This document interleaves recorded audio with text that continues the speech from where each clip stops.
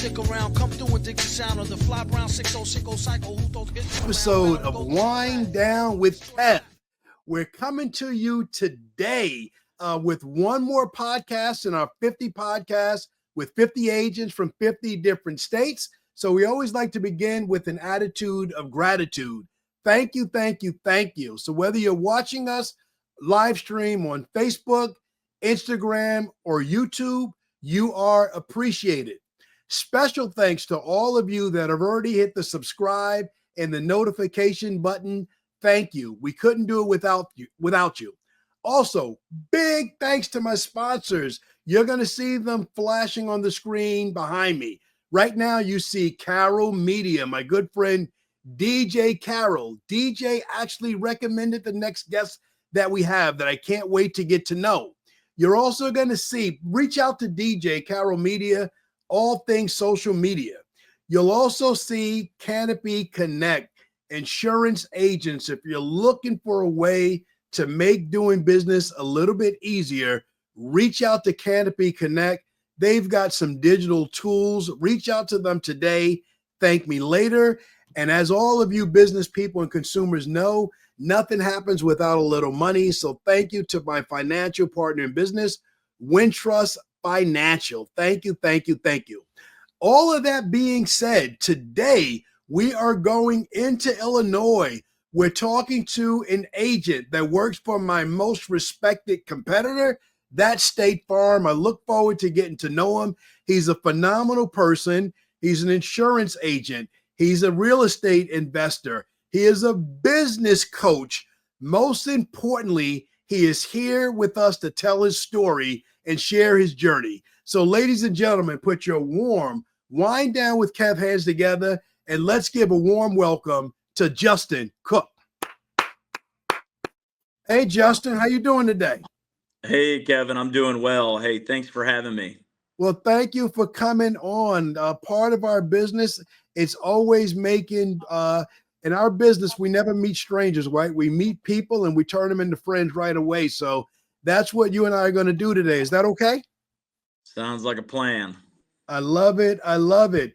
Justin, help me out. Tell the people a little bit about yourself. Tell them a little bit about your backstory. Give yourself a nice, complete introduction. I'm sure I skipped a few parts. Yeah, so I've been in the insurance industry for 20 years now. I'm originally from Missouri, born and raised in Cape Girardeau, Missouri, and been with my company for 20 years. And always Aledo, Illinois, which is just south of the Quad Cities, okay. Bettendorf, Iowa, Moline, Illinois, and been in the insurance business that entire time.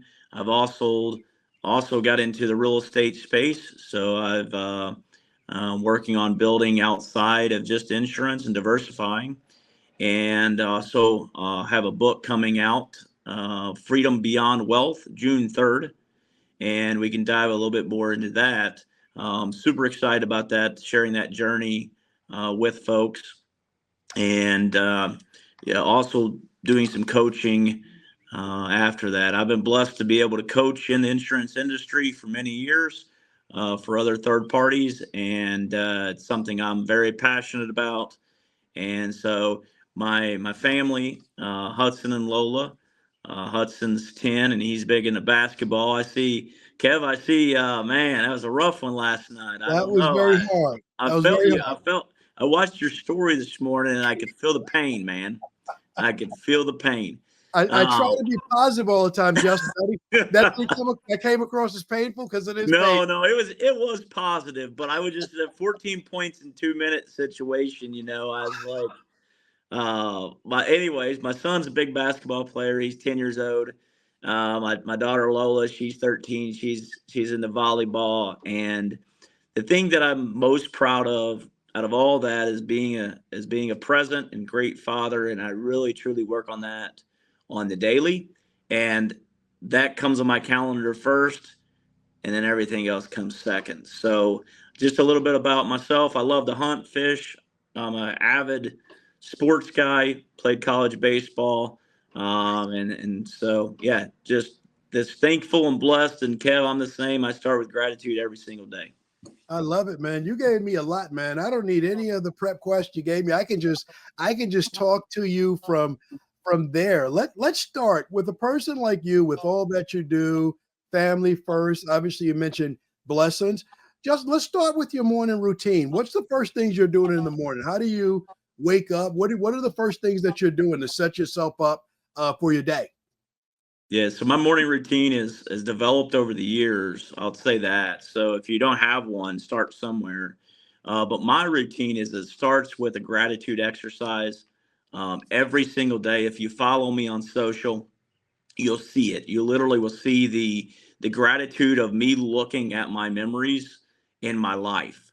And so Nice. I think when my eyes open in the morning, I'm literally in a gratitude state, and I have a routine that I go through and look at my journey of where I started and where I'm at. And I really do appreciate that journey because as high achievers, we like to hit the next button as soon as possible. Mhm. And, we sometimes forget to enjoy that. So gratitude is the start, Kev. Second, I get up and I'm getting moving, right? So I do 20 to 40 minutes elliptical every single morning. And Love it. while I'm on that elliptical, I feed my mind. I'm a huge believer of you become what you think about, and what you think about drives your actions drive your results. And so I am literally feeding my mind for literally like the last 10 years every single morning. And after I work out, after I feed my mind and get some good juice flowing in there, I read 10 pages. I've been reading 10 pages since October, and I'm 16 books in. I So I never thought that I would be reading every day, Kev, to be honest. It wasn't on my dream list, but what I'll tell you, it's probably one of the best habits that I've ever taken on. So, So just let's stay here for 1 second. I love to read in 10 pages, and I love that you just started this in October. So I would take it that you weren't always a reader. I think you sharing that is going to encourage someone that doesn't have that habit. So how did it start? And give me one or two of the best things you read in the last couple of months since you've been on this habit. yeah, so I have a coach, and so my coach had recommended this, and it was one of those things. Hey, I listen to things every morning. I don't need to read. I was listening to audio books. I was listening to summaries of books, and I'm like, I'm ADHD. I'm driven. I don't have time to sit down and read a book for 10 pages. Yeah. But it turned out that that's quiet time that I've really embraced and enjoy now. And Yeah. I really do enjoy it. It's become a habit. What was the second part of your question? See, It's there's just, ADHD. no, no, no, no, no, man. I love it. And that's being transparent, because I think that comes with being a high achieving entrepreneur. The mind's always all over the place. One book, one Oh, book that really was impactful. the honestly, the number one book that I've read, I want to say by far, The Gap and the Gain. Oh, okay. Um, and that book has, along with coaching, having a coach, of just being able to measure backwards, being thankful for the journey, and literally waking up with gratitude and saying, "Hey, I've won the game." Yes. I have healthy kids. I have financial freedom. I've traveled the world. Like, I got a lot to be thankful for. And at first, as a high achiever, you think, well, what else is there? But honestly, by being thankful for the journey and the challenges and diversity, it inspires you to move forward with what you're doing. Yeah. And for years, I was just like this, Kev. I was just head down building a business, and I do appreciate that. Like, but I didn't at the time, because I was so this in the business, Yeah. that I didn't have that appreciation. So The Gap and the Gain. Now, this next book I'll recommend is the exact opposite, but Okay. I like the differences. Like, one's extreme, one's a little extreme, the other. Relentless Oh yeah. by I'm Grover. you know it's extreme. It almost goes against the gap and the gain in a lot of areas. But I think you gotta have that dog in you. I think you gotta have that one. You gotta Yes. have that drive. I mean, if you don't have that, like, you don't ever get to where you appreciate that gain, that gap and gain situation. No, So I love Tim Grover.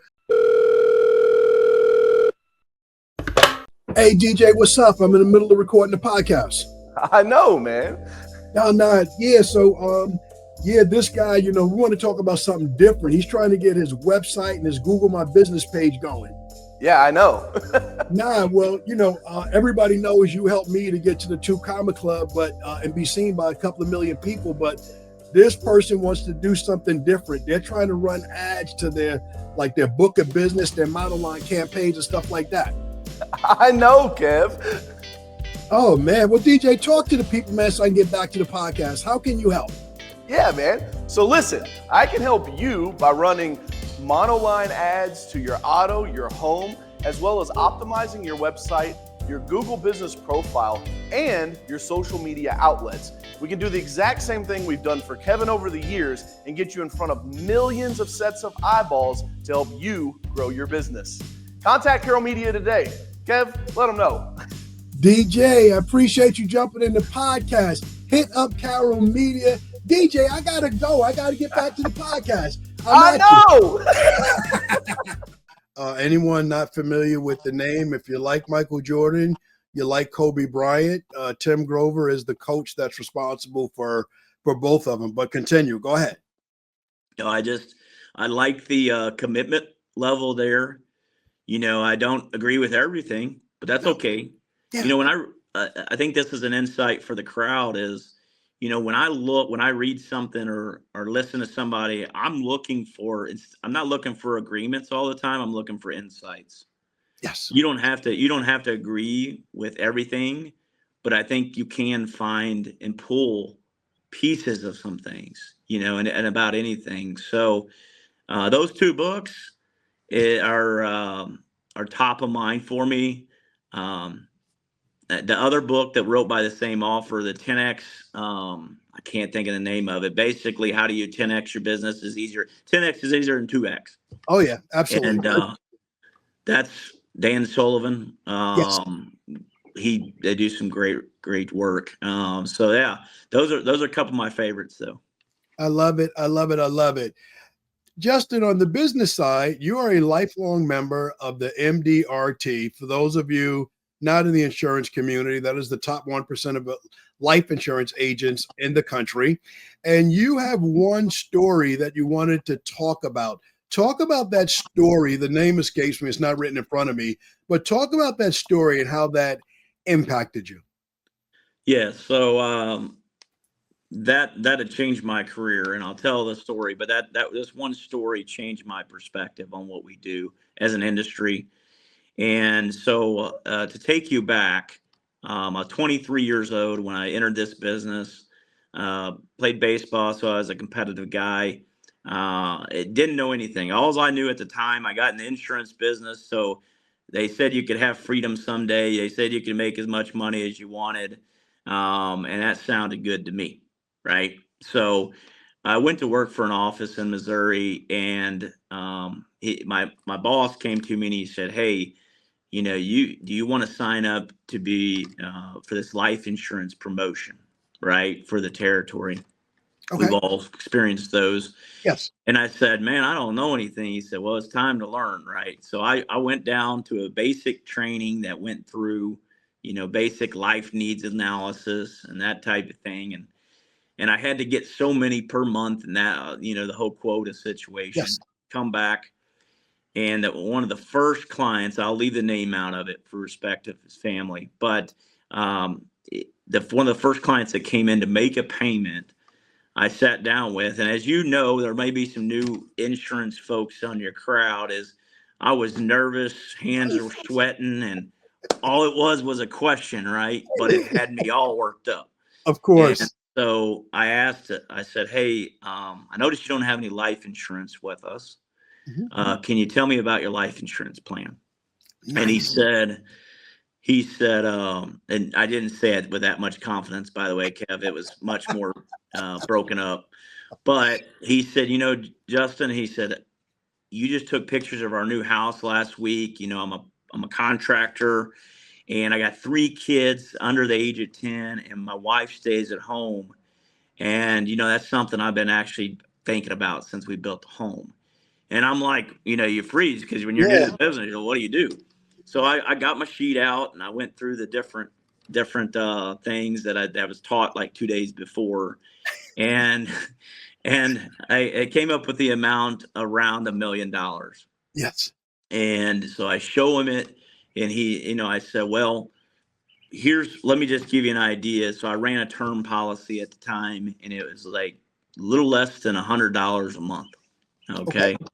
And so, of course, I didn't ask for the sale or anything. I said, well, how's that sound? Or, well, I need to meet with my wife, my spouse, and then with, the whole how it goes. Right. Oh, yeah. Obviously new to the business, you're just excited to get somebody to listen to you. Yeah, and you're talking, answering questions, you're doing it.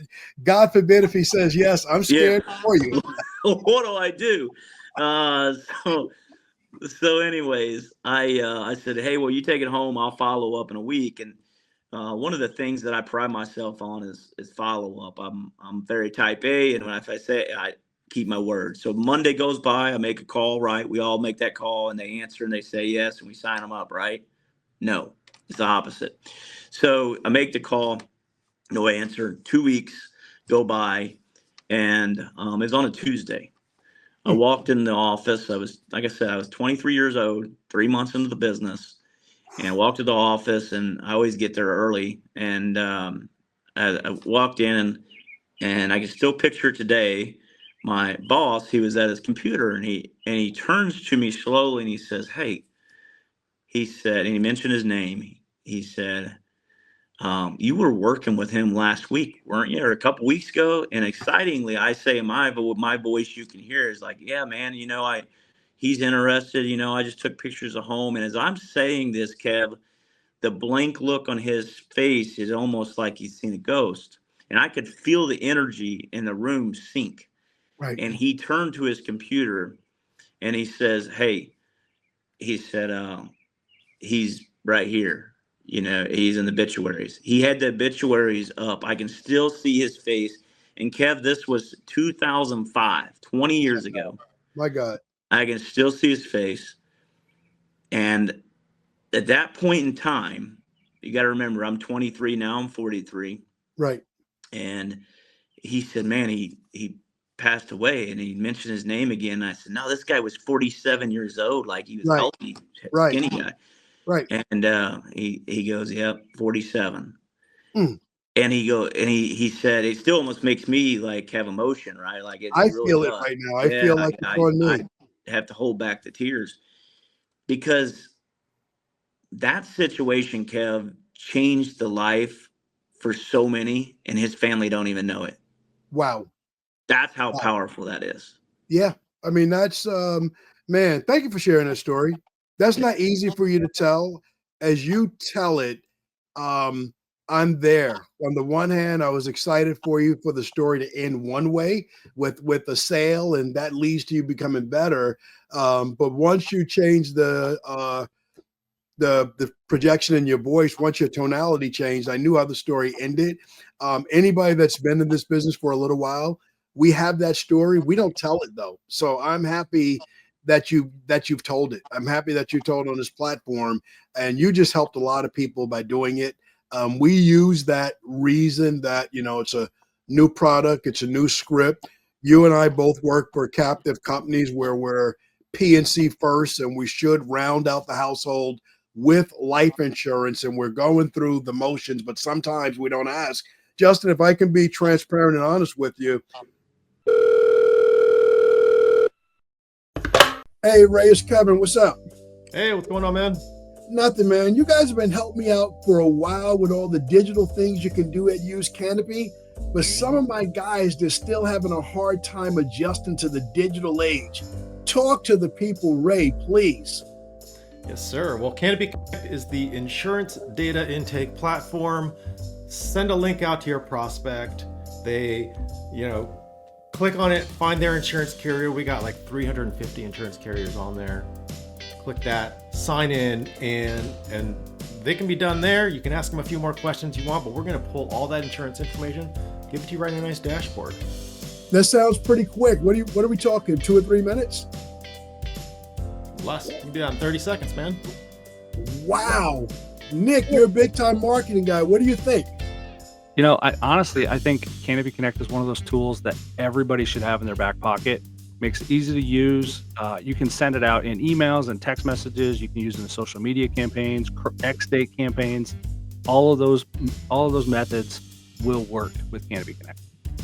Guys, I got to get back to the podcast, but you heard it right here. Use Canopy Connect. Go digital. Leave old school in the past. Nick and Ray, I'll catch you guys later. Easy. Let's go. See ya. Fast forward 20 years in the social media world. Every community connect, family friend that I use that I haven't given a chance to say no at least 3 times to me, I feel like I've missed that opportunity. So that feeling never goes away. So thank you for sharing it. But we go from the one that got away to you becoming an MDRT producer. Once that happens, what shifted in your mindset to say that's not going to happen again? If you're in front of me, I'm going to ask for it. I'm going to give every opportunity to close the deal and better protect people going forward. Yeah, after that happened, Kev, I went to my office and I sat down, and it was really a major shift in my thinking. And so I wish I could have said right then it happened like how I feel today, but it didn't. It was over time. Mm-hmm. But I will say, being in that office and working as a team member in that office and seeing the consequences of not asking for a check, that person would have never got out of my office without basically telling me he didn't love his family and writing a check nowadays. Right. But I watched the consequences from moving into a new home to basically not being able to make monthly payments. Yeah. And it boiled down to my confidence being able to ask. So what's happened over time is I've totally changed my perceptive of, I don't like the word sales. I don't like the word, I basically look at it as a moral obligation to what we do. I compare it to, if you go to a doctor's office and they don't take your blood pressure when they're doing an evaluation of you, like that, they're probably not practicing correctly, right? And the way I coach my team and the way that MDRT is just a result, right, of the processes of teaching my team that this is about a moral obligation. This is about being a professional. This is about, our business is one of the most noble businesses in the world. And why don't we treat it that way? I don't know. But that's why anytime I can jump on something like this and make a difference, it's a lack of when you're new, you look at it as you're bothering somebody or the rejection but here's the deal. By not asking, you're leaving everything. You're not helping that family, to be direct. Like you're leaving it to chance. I love the high standard that you set in this conversation. So we can shake hands and agree that it was because you were new, but you and I have too many friends that are veterans that have forgotten about that bad experience that you had. So you are creating top of mind awareness for everybody watching us live stream or listening to it on their podcast platform at a later date, that as long as, we have our license active and we have the opportunity to help people, that obligation stays with us, man. That obligation stays with us. So we're going to pivot a little bit, but that is so impactful. I appreciate you sharing it. Never gets easier, never goes away, but thank you. So let's pivot a little bit. To play college baseball, a little bit of something about preparation and process. How early did you play? What position did you play? And how good did you become that you were able to play college? Yeah, so I played, to take it back a little bit, I played baseball since I was about 6 years old. And I was blessed to play I've always been naturally competitive and to become the best I can be, period. And so throughout the years, I was actually, when I was 13 years old, I played on a team out of Paducah, Kentucky, and it's called the Paducah Storm. And we won a national championship in Omaha, Nebraska. And that team, still to today, and the coach, Terry Amos, he wouldn't care if I mention his name, was the most competitive, structured, organized expectation team that I've played on, including college. Nice. And so I was blessed to have that experience. Now listen to this. My dad and mom would drive me from Cape Girardeau, Missouri to Paducah, Kentucky 2 times a week, hour and a half both ways. And then we travel the country on the weekends. So the process was in my blood and dedication and commitment from an early age. So I was blessed enough to play on that team and then play through high school. I was good enough in high school to get offered a scholarship at a junior college. And so some of my best years of my life, like I loved baseball. I was all in. I didn't have much money, but it brought me a lot of peace, a lot of like just when I think about the years of playing ball, it taught me. And my kids play sports, and I'm a huge believer that sports is so much bigger than the actual sport itself. And what you learn in that process is honestly the last 20 years in business, all I did was take those principles I learned in sports and apply them to business. You got to care. You got to be competitive. You got to show up. You got to be ready, all the different things. So that's a little bit about my baseball background. Well, I love the journey, and it all makes sense because playing on that competitive team, you said you didn't have a lot of money growing up, but you were wealthy in a different sense because you had a mom and a dad that were wealthy in time, and they took that time to drive you back and forth so you can compete. And that's a different kind of wealth. So let's use that wealth conversation as a bridge to your book and Wealth Beyond. Go ahead and take it from there. Tell me about what wealthy means to you today with the journey you've been on in insurance and life and baseball and with your kids. How do you define wealthy as a bridge to getting into the conversation about the book? Yeah, so wealth to me, and I don't want to discount financial, because I do believe that you have to have enough financial to do some of what you want to do in life. Money answereth all things. I believe that. Yeah. So, but wealth to me is time with my kids, time with my loved ones.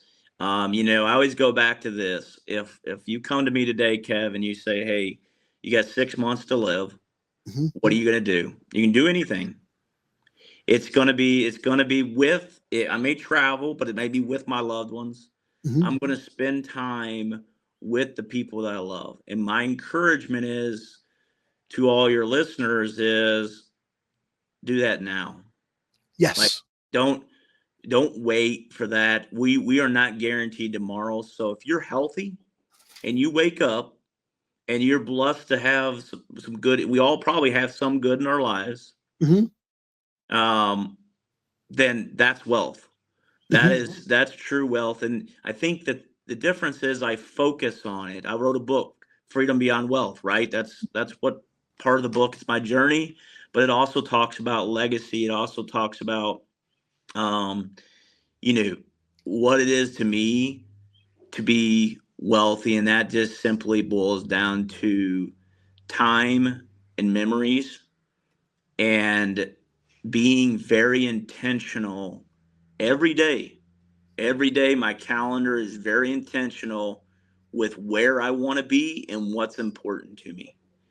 And I think one of the exercises that my coach had me do a couple years ago was he asked me to write down what I wanted.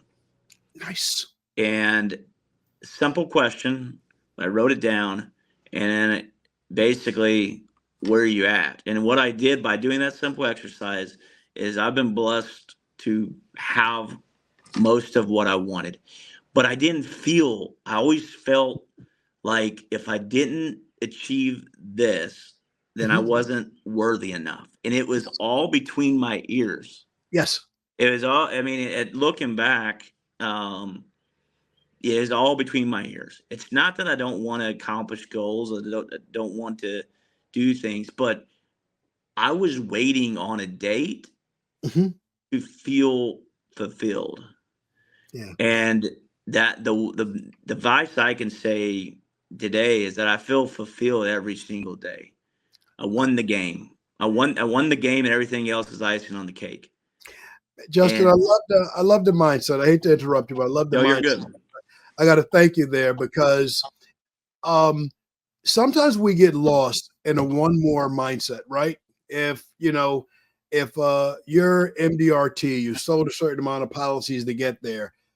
If I'm one short of qualifying for MDRT, instead of feeling good about what I've done, I feel short. So when you talked about your morning routine of counting your blessings and having gratitude for your memories, I think that's where true wealth comes from. Because if you look around, there's some things that we can't count, and we have so much of it already. I don't know how many pairs of socks I have, how many t-shirts I have. I have a lot of them, right? But if I'm always worried about the next thing, I'm not feeling gratitude for what I have already. So I love your morning routine, and I love how that goes into being intentional about the rest of your day. But continue. I didn't want to let that go without saying that. No, you're dead on. And I think that I'm a huge habit believer, right? You show me your habits, I'll show you results. Yes. And it's one of those things that goes back to the habits Mhm. where I was able to build off of even doing those habits for years though, Kev. I still had that disconnect. I would do the habits, and then, like you said, if I didn't meet to a highest level, and I was blessed to be able to be at the highest level in my company, Yes. in different awards and Mhm. MDRT you mentioned, and it honestly, I felt like I was on every January 1st. I was on a huge rat wheel, and the Yes. pressure just kept Mhm. climbing. Mhm. And thankfully, through pain and different things that we don't have time to jump into, but through pain I learned, like, what am I really doing here? And Yes. it's not that we're not a great agency anymore. It's just, why am I stressing myself out so much that if this doesn't happen, then I'm feeling the ups and downs every Mhm. single day. So I've changed that. I changed that. I worked on that. I got coached through that, and now every day, literally wake up and I'm happy to be here. Hopefully you can feel that, right? Hopefully you feel that energy of gratefulness of, I don't have to accomplish anything to feel good. I love it. And you said earlier that once you've done your gratitude exercise, you check that box. I've won the game already, but my eyes are open. I have the ability, the health, the wealth of time to do a couple of things. So, what can I be intentional? I really love that. So, here's something else that jumps out at me in talking to you. You are you have a coaching business. You coach people, and I'll let you plug it in a second. But you also have a coach. When did you first start working with coaches? As a fellow coach, I have to have coaches. Someone's got to talk to Kevin about where he is. Someone's got to be strong in areas where Kevin still has some gaps. So when did you start working with coaches, and why is it important for all the entrepreneurs, insurance or otherwise, on the call, to have a coach, someone else that can maybe see some blind spots to help them navigate it? Yeah, so I had coaches growing up through sports my entire life, right? When they became an entrepreneur or, in insurance, I didn't have a hired coach. I went to a lot of trainings. I was always feeding my mind, but Mhm. I didn't have a coach. And I was a part of a couple masterminds and knew people that had coaches. And Mhm. I had asked questions around it, but never took specific intentional action to hire a coach, right? I was going through some things business wise, personal wise, a few years back, and I had lunch with a fellow entrepreneur of mine, not in the insurance business. Mhm. And he said, he had hired a coach. and he listening to me and my challenges and different things. He said, "Have you ever had a personal coach?" And I said, "No, but I thought about it a lot." So Yes. he introduced me to his coach, and that's who's coaching me today, 2 years later.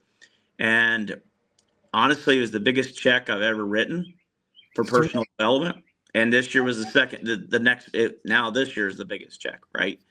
And what I learned through that process was way, way, way more. And it's pretty big checks, but I have learned much, much more, and would not trade that back. And what I would say is that, like you said, professional coaches, that's what they do. Yes. So that they have experience of asking you the right questions. Yes. And really, honestly, I think that's where the power in the questions are. And when I'm coaching now, it's really about asking people the right questions and listening, because a lot of times they probably already know like the direction, but they obviously want you to have self-realization of, wow, nobody's ever asked me that before. One question I share often when I hired a coach that I thought was, and this is vulnerable. So it's, they say there's strength and vulnerability. So, Yes. he asked me early on, he said, "Who is Justin Cook? Like, who are you?" Wow. And man, Kev, I was sitting in my hot tub and he kind of just knocked me over. And Yes. I'm like, well, and immediately I started naming things that had stolen my identity. Wow. And so I MDRT agent, I get up, I do habits, I do these things, I do this. I'm a winner. I'm recognized. I'm travel. And he stopped me. He let me run for a little bit. And honestly, when I was answering his question, I knew in between my ears that it was the wrong answer. Of Like, course. I knew it, but that's Of course. the only thing I had to say. So he stopped me and he said, "I didn't ask you what you do. I asked you who you are." Oh my God. And I stopped and I said, "You know what? You're right. Give me 2 minutes." And we sat in silence on that phone for 2 minutes. And I said, when I got done with the 2 minutes, you know what I did, Kev? I said, I went back to when I was a kid, until when I was growing up. And I had to go back that far to say, you know what? Justin Cook's a loving, competitive, driven, caring, responsible, accountable person. Yeah. You And had then to he's like, dig deep inside yourself to find that. I had to dig. I had to dig. I Yeah. had to dig. I had to dig. And it just really gave me like something that simple. That's why it goes back to the coach. Like, who are you? Like nobody's ever asked me that question. Like, who's good? And you got to think about it. When you're a high achiever and you're a high performer, believe it or not, it's pretty lonely. Very. And Very. nobody's asking, unless you have a coach. Mhm. Like, who's going to ask you those questions? Nobody. Nobody. Nobody's going to ask. Nobody at all is going to ask that question. So, Justin, we're coming around. We're landing the plane. Talk to me about the book a little bit. Tell us about the book and where people can find it and follow you and connect with you online. Yeah, so obviously it's going to be on Amazon June 3rd. Follow me. It's going to be easy to see because I'll be posting about it. I also have www.freedombeyondcoaching. Yes. Freedombeyondwealthcoaching.com. That's freedombeyondwealthcoaching.com. And you can buy the book there. It'll be available. And this whole journey for me, and basically the book, Kev, is my journey of where I started. And now you're hearing this mindset today, 20 years later. That's where the book ends, probably. Mm-hmm. And it goes back and it shares my story, right? And the challenges. I interviewed 7 times to be with the company that I am. 7 times. I got rejected 6. Yes. So that's where it starts, right? And it builds on that. And what I wanted to do, I started this journey of writing a book in 2 years ago, and it paused a few times. And I heard Right. John Maxwell speak about a year ago, and he said, I wasn't going to write any books until I found out. Somebody said to me, do you realize how many lives you can impact that you'll never meet? Yes. And that just hit home for me. Yes. Like my journey with this book and with coaching, I have one purpose Mhm. with it.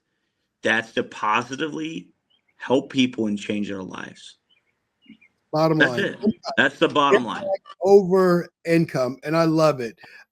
When you talk about working out and feeding yourself in the morning, John Maxwell is a part of my morning diet. So I'm listening to his leadership podcast on a weekly basis, just making sure I'm aligned in the right place and doing the right thing. So I'd be remiss if we didn't close if I didn't ask you a little bit about hunting and fishing. And that is that a buck that I see hanging on the wall back there? Yeah, Does it sound like I know what I'm talking about? Is there a backstory behind that?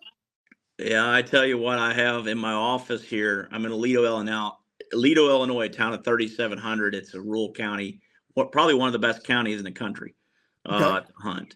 And so there's about, I don't know, 14 of those things hanging around in my office in different offices. And hunting's always been a passion of mine. My father started taking me at a young age, and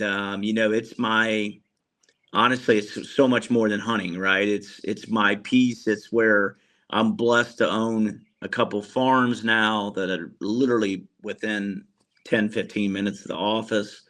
And it's memories with family, right? And so that's what I'm all about. And hunting's just an avenue that I haven't not known how to hunt. So I mean, I just grew up with it.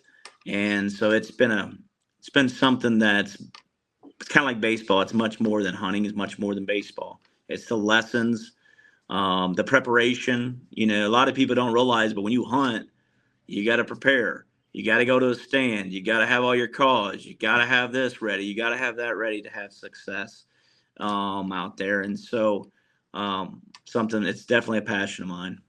So let's build a bridge here. Let's build a bridge before we land the plane. Raised farming, hunting, fishing, entrepreneur, but you're active in the digital space and you're in a rural area. Talk to me about how you got involved in the digital space. Obviously, you're connected to DJ Carroll. Talk to me about what you do and talk to me about your connection to DJ. Yeah, it's funny you say that. DJ, I know he's going to watch this. So thank you, DJ. He pushed me out of my comfort zone, right? And so, just a quick story is when I started my second office in 2016, that's when video really started to pop. And he said, Justin, you're doing okay, but you have to get on camera. You have to push yourself to be on video. And I'm like, DJ, that's just not me, man. Like I don't know. He said, that's just because you're not used to it. You're uncomfortable. Do it. And so DJ I started doing it right now. I'm not even nervous and I'm live. Right. So, I've came a long ways, and here's what I'll tell you about video and digital, and you have to do it, and you have to do it consistently. Yes. The consistently is the biggest piece. Okay. You have to stay in front of where people are at. And if you go anywhere today, go to a doctor's office waiting room and just look around. Go anywhere and look around, and people are on their devices, good or bad. They're on their devices. So are you choosing to be there where people are purchasing? Because that's where people are purchasing. Yes. Or not. It's that simple. And and you talk about like go back to DJ is honestly he was producing content and it was raw. When I met DJ, I won't take him back there, but he's from Kentucky, and we're both raw in a lot of ways, and he was super raw. But honestly, it connected with me because I'm like, I like how real this guy is. Like he's not sugarcoating it. He's not trying to be somebody he's not. No. And honestly, that's what people want to do business with, people they like and trust and they can relate to. And they're not some fake, some influencer that hasn't done it and talks about it, right? Yeah. DJ is a hard worker, Yeah. and he's continued to push himself, continue to learn, continue to grow. I was just actually on his podcast not too long ago. So he's been an inspiration. He says I'm an inspiration to him, but he pushed me. I don't know if I'd be doing videos right now with you if he didn't push me to say, he's like, and at first I look back at those videos, Kev, and I'm like, man, that was bad, but at least I jumped.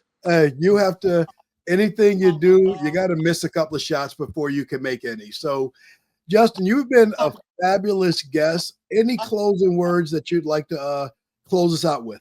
No, well, I just say thank you for having me, and appreciate any time I can get in front of a crowd to share my passion of life insurance. And I would ask you to check out my book, check out my coaching. It's there to make a difference in your life, period. And that's what it's there for. So, no, just thank you for having me. It's always a pleasure being able to share to a wider audience. Well, thank you. You've been absolutely phenomenal as a guest. I will go ahead and close this out. So thank you very much. And thank you, everyone that tuned in, whether you're watching us live on Facebook, Instagram, or YouTube. Thank you. Special thanks again. Much gratitude to all of you that have already hit the subscribe and the notification button.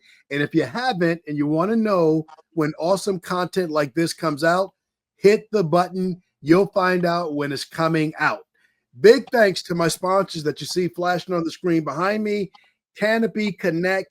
If you're in the insurance business, you're looking for a place to start to go digital to make it easy to interact with your prospects and current customers, check out Canopy Connect. Thank me later. And if you want to get involved, you need a little push to get in the social media space, reach out to Carol Media.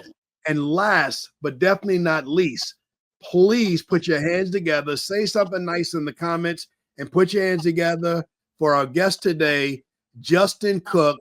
Follow him on social media, look for his book, check out his coaching program. Thank me later. Thank you, Justin. You are absolutely phenomenal. Thank you, Kev. Thanks for having me.